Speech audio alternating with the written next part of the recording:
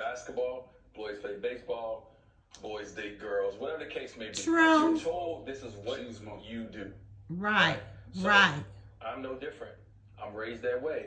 I'm in the locker room. I say all the things that everyone is saying. I'm not sitting up here like I have never done or said anything, right, when it comes against the opposite sex. Because I was ignorant, I didn't understand. Right. So when it hit my doorstep at 3 years old, like I said, when me and my wife looked at each other, right? And the reason we looked at each other is because of this, as kids, I used to put on heels. I used to do all those things. I try to put on whatever my sisters wear. When all my sisters did, I try to do those things. Wow. So first, I said to myself, oh no, I did that. So I ain't just doing the things that I did.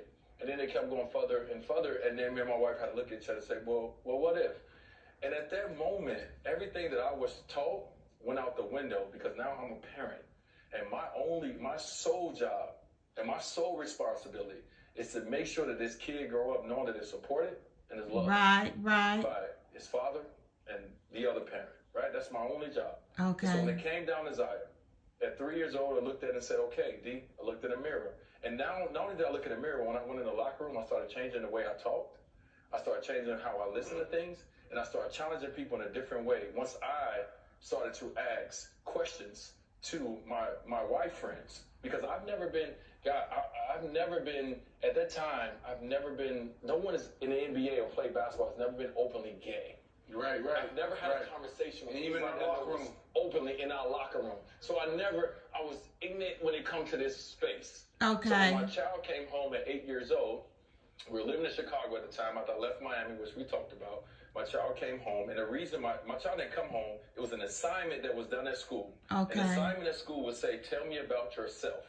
And this was the time where Zaya took the time to say, I'm black, I'm this, and I'm gay. At the time, Zaya said, I am gay.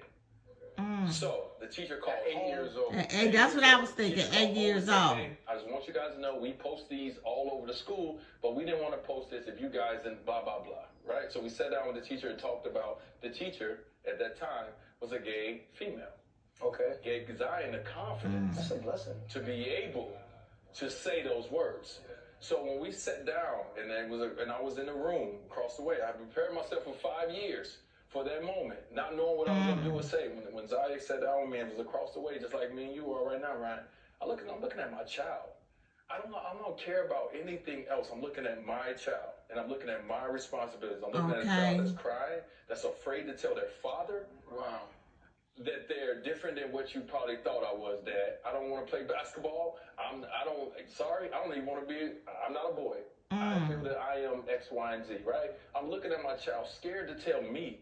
And I feel like I am pretty open at this time. Okay. I realized that I needed to do better, and I needed to do more, and I needed to educate myself.